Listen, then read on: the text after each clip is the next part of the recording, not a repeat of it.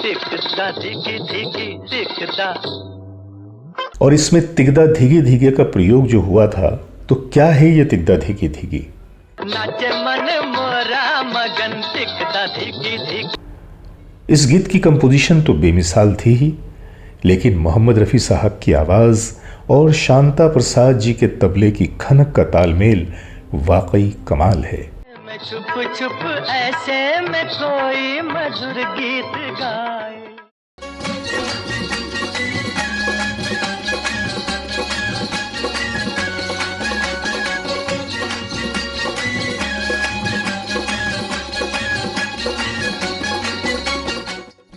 Great legends के आज के इस एपिसोड में मैं जावेद नसीम अपने सभी दोस्तों की खिदमत में अपना आदाब, सलाम, नमस्कार और सत श्री अकाल पेश करता हूं, और हमेशा की तरह एक कहानी लेकर आप लोगों की सेवा में हाजिर हूं। आज की यह कहानी भी जुड़ी हुई है एक गीत से, लेकिन उस कहानी का आगाज करने से पहले मैं चाहूंगा कि मैं उस शख्सियत को याद करूं कि जिसने इस गीत को जन्म दिया था।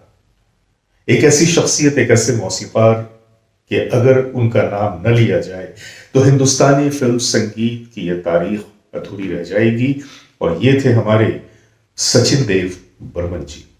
तो आइए पहले हम थोड़ी बातें करते हैं सचिन देव बर्मन जी की, और फिर आपको लिए चलता हूं उस गीत की तरफ जिससे आज की यह कहानी ताल्लुक रखती है।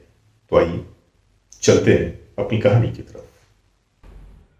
हिंदुस्तानी फिल्म संगीत जगत पे जिन मौसीकारों ने राज किया, उनमें सचिन देव बर्मन का नाम लेना भी बहुत ज़रूरी है। सचिन देव बर्मन जी का ताल्लुक त्रिपुरा के एक शाही ख़ानदान से था। 1937 में उन्होंने अपने कैरियर की शुरुआत बंगाली फिल्मों से की। उस वक्त उनकी उम्र तकरीबन 30 साल थी। बाद में उन्होंने हिंदी फिल्मों की तरफ कदम बढ़ाए। कंपोज़र तो थे ही, लेकिन उन्हें फोक गीत गाने का भी बड़ा शौक़ था, और हिंदी फिल्मों में काम करते हुए उन्होंने 14 हिंदी गीत और 13 बंगला गीत भी गाए। बंगाल फिल्म इंडस्ट्री में तो उनकी एंट्री 1935 के आसपास ही हो गई थी, और हिंदी फिल्मों तक आते आते उन्होंने 19 फिल्मों में संगीत भी दे दिया था। लेकिन ये सारी की सारी फिल्में बंगला ज़ुबान की थीं। और फिर 1946 में बनने वाली फिल्म शिकारी उनकी पहली हिंदी फिल्म के रूप में सामने आई। 1946 से हिंदी फिल्म जगत में शुरू होने वाला उनका यह सफ़र आराधना तक चलता रहा, और इस सफ़र में उन्होंने तकरीबन 90 हिंदी फिल्में की, और अपने संगीत के ज़रिए उन्होंने लोगों के दिलो दिमाग पे एक अनमिट छाप छोड़ दिया। हिंदी फिल्म जगत के बेहतरीन गुलकारों को लेकर उन्होंने एक मखमली एहसास दिलाने वाले सैकड़ों गीतों को जन्म दिया। गुलकारों में मोहम्मद रफ़ी साहब, लता जी, आशा जी, गीता दत्त जी, मन्ना डे जी, किशोर कुमार जी, हेमंत कुमार जी, तलत महमूद जी और शमशाद बेगम साहबा की आवाज़ों में सुनने वालों को एक नई दुनिया की सैर करवा दी। किशोर कुमार जी से उनके ताल्लुकात बहुत ही ख़ास थे, और किशोर जी को वो अपने दूसरे बेटे जैसा दर्जा और प्यार देते थे।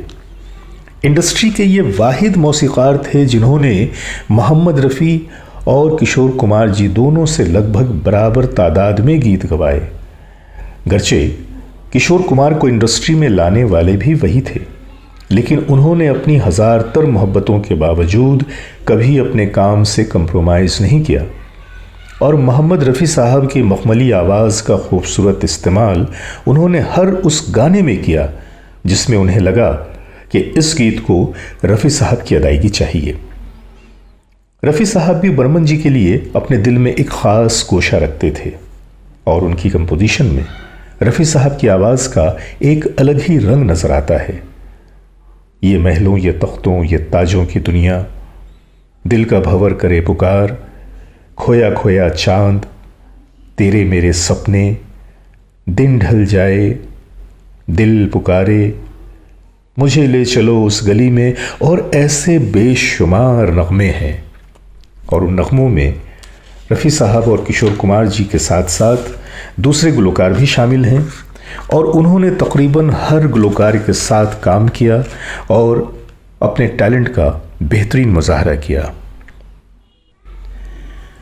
1963 में आने वाली फिल्म मेरी सूरत तेरी आंखें में सचिन देव बर्मन साहब की ही म्यूज़िक थी और इस फिल्म के अदाकार थे अशोक कुमार, प्रदीप कुमार, आशा पारेख और कई दूसरे। यूँ तो उस फिल्म में कई नगमे थे, लेकिन एक नगमा जिसने बड़ा ही अपना रंग जमाया था वो था मोहम्मद रफ़ी साहब की आवाज़ में गाया हुआ नाचे मन मोरा मगन तिकदा धीगी धीगी। नाचे मन मोरा मगन तिकदा। आज मैं आपको सुनाता हूँ कि फिल्म मेरी सूरत तेरी आंखें के इस मशहूर गीत की कहानी जो शुरू हुई थी 1963 में, इसके पीछे वाकया क्या था और इसमें तिकदा धीगे धीगे का प्रयोग जो हुआ था, तो क्या है ये तिकदा धीगे धीगी। दरअसल उस जमाने में कथक के गुरु श्री बिंदादीन महाराज जी अपने भतीजे को जब रिहर्सल करवाते थे तो वो ताल की खातिर इन्हीं शब्दों तिकदा धीगी धीगी का इस्तेमाल करते और सचिन देव जी ने इतनी दफ़ा उन्हें पंडित जी को कहते सुना कि वो शब्द उनके दिमाग में बैठ गया और उन्होंने उन्हीं शब्दों के ऊपर एक ट्यून बना डाली और शैलेंद्र जी से कहा कि आप इस पे कुछ ऐसा लिखो कि ऐसा लगे कि जंगल में जैसे कोई मोर नाच रहा है। और शैलेंद्र जी ने भी अपने कलम का जादू जगाया और उन्होंने लाइन लिखी नाचे मन मोरा मगन और सचिन जी ने टुकड़ा लगाया तिकदा धीगी धीगी। नाचे मन मोरा मगन तिकदा धीगी धीगी। अब इस धुन पे एक बेहतरीन तबला नवाज की ज़रूरत थी और इस ज़रूरत को पूरा किया गया बनारस के उस्ताद तबला नवाज शांता प्रसाद जी के द्वारा। धुन जब मुकम्मल हो गई तो उसे मोहम्मद रफ़ी साहब की आवाज़ में रिकॉर्ड किया गया और रिकॉर्डिंग के बाद जब गाने को सुना गया तो हर शख्स झूम उठा।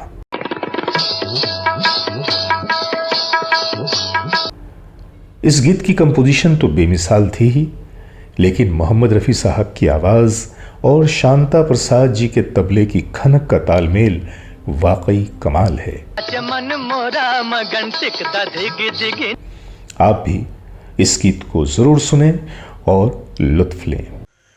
तो दोस्तों, ये थी वो आज की कहानी कि कैसे इस खूबसूरत गीत का जन्म हुआ था और ये जो इसमें टुकड़ा था तिकदा धीगी धीगी, सुनने में कानों को बड़ा भला लगता है और खास तौर से आपने चीज नोटिस किया होगा कि गाने के आखिरी हिस्से में जाके रफ़ी साहब भी जैसे पूरे जोश में आ जाते हैं, पूरे मूड में आ जाते हैं और उनके लहजे में एक शौकी, एक शरारत, एक खुशी उसका इजहार होता है और वाकई ऐसा लगता है कि रफ़ी साहब का मन झूम झूम के कह रहा है कि नाचे मन मोरा मगन तिकदा धीगी धीगी। आज की कहानी यहीं तक। तो अपने दोस्त जावेद नसीम को इजाजत दीजिए, मिलते हैं फिर एक और नई कहानी के साथ। जब तक के लिए शब बखैर, खुदा हाफिज, शुभ रात्रि।